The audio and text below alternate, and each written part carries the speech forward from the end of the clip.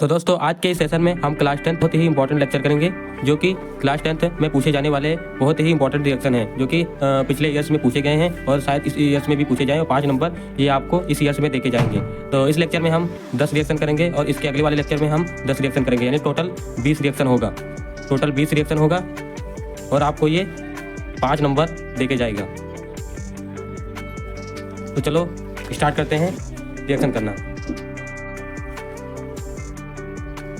Methane का दहन होता है। मेथेन का दहन होता है तब ऑक्सीजन की उपस्थिति में होता है। तो मेथेन का दहन CH4 प्लस O2 यानी ऑक्सीजन की उपस्थिति में होगा तो कार्बन डाइऑक्साइड और साथ ही साथ जल भी बनेगा और कार्बन डाइऑक्साइड निकल जाएगा यानी उड़ जाएगा। ठीक है। और दूसरा क्या कह रहा है, मेथिल अल्कोहल फार्मिक अम्ल से क्रिया करता है। मेथिल अल्कोहल का सूत्र होता है CH3OH और फार्मिक अम्ल का होता है HCOOH। ठीक है। तब इन दोनों का क्रिया होता है तो CH3, ठीक है, ये प्लस है और ये माइनस है तो इतना टूट जाएगा तो CH3COOH बन जाएगा। ठीक है। इसको कहते हैं एसिटिक अम्ल।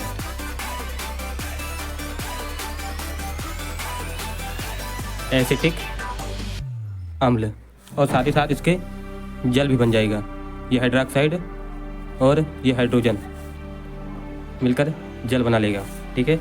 और तीसरा वाला देखते हैं, भुजे चूने की अपक्रिया क्लोरीन गैस से होती है। तो भुजे चूने का सूत्र होता है कैल्शियम हाइड्रा ऑक्साइड और क्लोरीन हम से क्रिया करा देंगे क्लोरीन गैस से। ठीक है।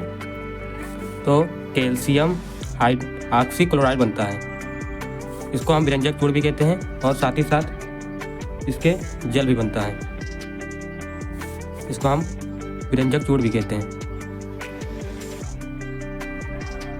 कैल्शियम ऑक्सी क्लोराइड, इसको हम विरंजक चूड़ भी कहते हैं। यहाँ पर लिख लेंगे विरंजक चूड़। अब सोडियम फार्मेट जल से या जल में प्रभावित करते हैं। ठीक है। सोडियम फार्मेट को जल में प्रभावित करते हैं तो क्या बनता है देखते हैं। सोडियम फार्मेट का सूत्र होता है HCOONA। ठीक है। जब जल में प्रभावित करते हैं तब ये यहाँ से सोडियम निकल जाएगा और ये इतना माइनस निकल जाएगा तो ये प्लस है तो सोडियम हाइड्रोक्साइड बना लेगा और साथ ही साथ इसके HCOOH यानी फार्मिक अम्ल बना लेगा। इसको फार्मिक अम्ल कहते हैं।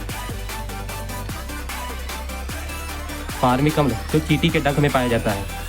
अब धावन सोडा जल से क्रिया करता है।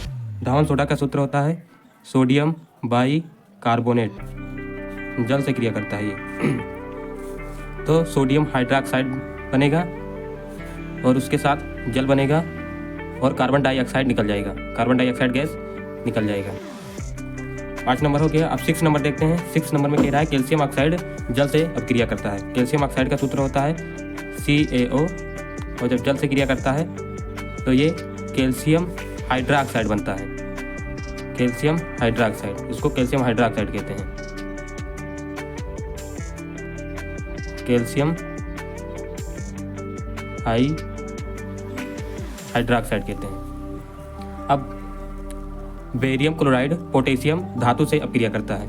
बेरियम क्लोराइड का सूत्र होता है BaCl2 जब पोटेशियम से क्रिया करता है। ये पोटेशियम धातु है तो पोटेशियम अधिक क्रियाशील होता है, इससे बेरियम को विस्थापित कर देता है तो पोटेशियम क्लोराइड बन जाता है। KCl प्लस बेरियम निकल जाता है।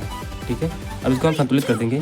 क्लोरीन 2 है तो क्लोरीन 2 लगा देंगे, पोटेशियम 2 हो गया तो पोटेशियम इसमें भी 2 लगा देंगे। ठीक है।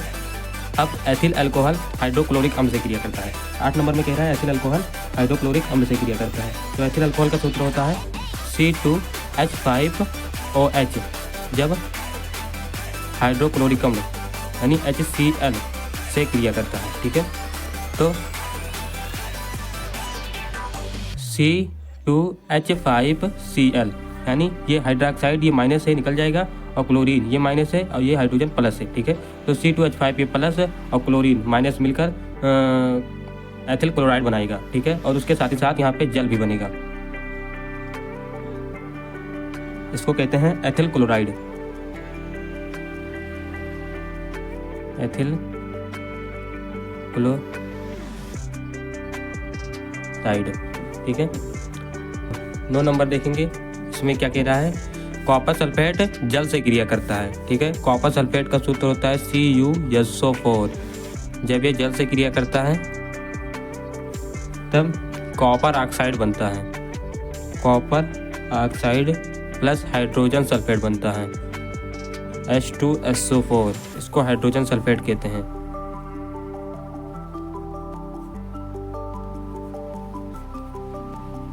हाइड्रोजन सल्फेट, ठीक है।